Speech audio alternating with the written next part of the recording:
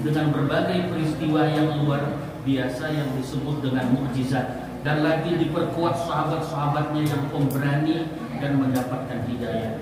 Wa khassa man sya'a min atba'i millatihi birruqi ila aujil ma'arif wal haqa'iq wa afadha 'alaihim min al-buhur. Artinya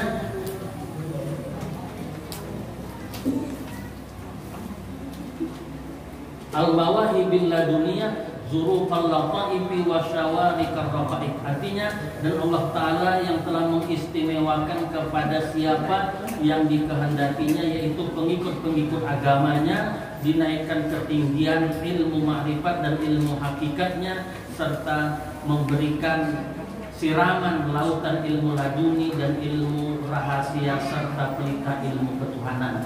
Nah, jadi sebenarnya dari muqaddimah ini bisa kita pahami bahwa orang-orang yang mendapatkan kedudukan yang tinggi di sisi Allah, makamnya para ulama, lebih-lebih lagi adalah para aulia, ini merupakan orang-orang pilihan.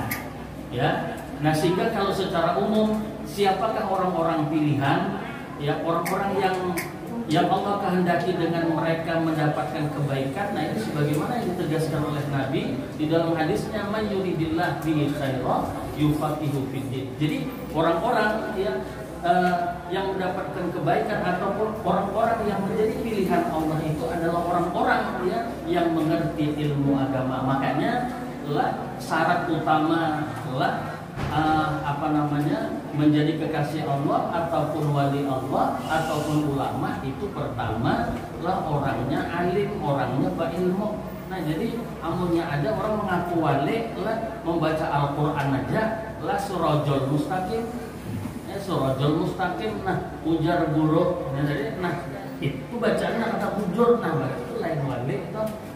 Yang namanya wali itu yang namanya wali itu adalah orang yang alim. Tidak ada satupun para aulia Allah itu yang tidak alim. Jadi kalau ada istilahnya kepada wali sementara tadi ilmunya tentang agama aja tidak mengerti, membaca Al-Quran kata kawa, beristinja aja kada beres sembahyang aja salah. Nah, ini lain. Jadi orang-orang yang pilihan tadi adalah mereka orang-orang yang diberi ilmu. Nah, bahkan tadi bukan sekedar ilmu zahir, tetapi juga ilmu ma'rifah dan ilmu hakikat, serta memberikan siraman lautan ilmu laduni dan ilmu rahasia serta pelita ilmu ketuhanan. Fa'asbahu hudatal ummah wa qadataha ilal azizil alim salikina bi ibadillahi ta'ala min subulil irsyad ala siratal mustaqim. Artinya lantaran itu, karena itu mereka menjadi juru petunjuk umat dan panutan ke jalan Allah yang maha agung dan maha mengetahui, mengajak hamba-hamba Allah berpijak di jalan setinggi-tinggi jalan yang lurus. Nah, makanya para ulama ini tadi gawian mereka apa? Gawian mereka tadi mengajak umat. Makanya kewajiban kita jadi kita di dalam hidup ini tidak terlepas dari sholawat wa taslim wa wafaqana lil ihtida'i bi hudahum wal iktida bi atharihim wal iktibas min mishkati anwarihim fi hindisil jahlil bahim. Artinya, dan semoga Allah Ta'ala senantiasa mencurahkan rahmat dan salamnya kepada junjungan Nabi kita Muhammad SAW dan kepada para sahabat serta orang-orang yang mengikuti agama Islam, dan semoga Allah Ta'ala memberikan taufik kepada kita untuk memperoleh hidayah melalui petunjuk-petunjuk mereka, mengikuti amalan-amalan serta mendapatkan rimbisan cahaya nur daripada orang tersebut agar dapat menghilangkan kegelapan kebodohan. Maaf torat manakibuhum ma'afisal asma'il wa'iyah wa tuliyat ayu fadailihim fakana ilal muhudi ilallahi da'iyah. Artinya, selama manakib orang-orang tersebut masih semerbak harum baunya, berkumandang didengar, lestari jauh kebenaran, riwayat keutamaannya, yang demikian itu akan menggugah ketaatan dan kebaktian kepada Allah Subhanahu wa Ta'ala. Amma ba'du, kemudian daripada itu, maka ini adalah sebahagian manakib atau riwayat hidup atau biografi Syekh Muhammad Arsad Al-Banjari radhiyallahu anhu. Mudah-mudahan Allah Subhanahu wa Ta'ala menurunkan rahmat dan mengampuni serta meridai bagi beliau dan bagi orang yang membaca manakib dan bagi yang mendengarkannya. Amin amin ya rabbal alamin. Adapun Tuan Syekh Muhammad Arsad Al-Banjari, beliau adalah seorang yang sangat alim, yang menguasai berbagai ilmu agama. Nah, jadi makanya lah bagi kita ya orang Kalimantan, lah bagi orang yang Kalimantan, orang Banjar, lah maka rugi, apalagi tinggal di Martapura, lah amunnya sempat yang ada alim, apalagi kita dekat dengan pondok Darussalam, ya pondok yang tertua, banyak melahirkan yang ulama-ulama, para aulia Allah Ta'ala. Nah sementara kita tidak mengambil bahagian ilmu daripada yang mereka. Makanya di dalam pandangan hukum, kalau kita hidup di tempat di daerah yang memang di situ ilmu agama hidup, semarak ilmu agama, pengajian menjamur di sana sini, kemudian kita tidak tahu dengan hukum, apalagi hukum itu berkaitan tentang hal-hal kesehari-harian kita, tentang wudhu, ya, tentang sholat, tentang puasa, tentang zakat, dan tentang ibadah-ibadah yang lain. Apa kata ulama?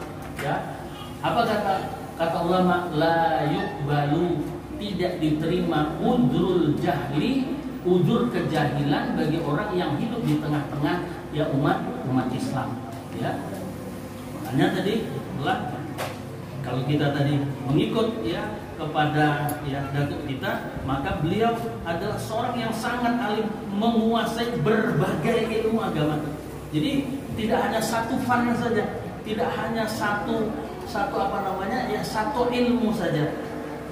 Kalau kita angkat ya satu lah, kalau kita lihat dari sisi karya ilmiah, ya pertama dulu kalau dalam masalah fikih, ya dalam masalah fikih cukuplah bagi orang Banjar ya untuk mengetahui yang berkenaan dengan persoalan ibadah, itu kitab yang beliau tinggalkan, yaitu Sabilul Muhtadin.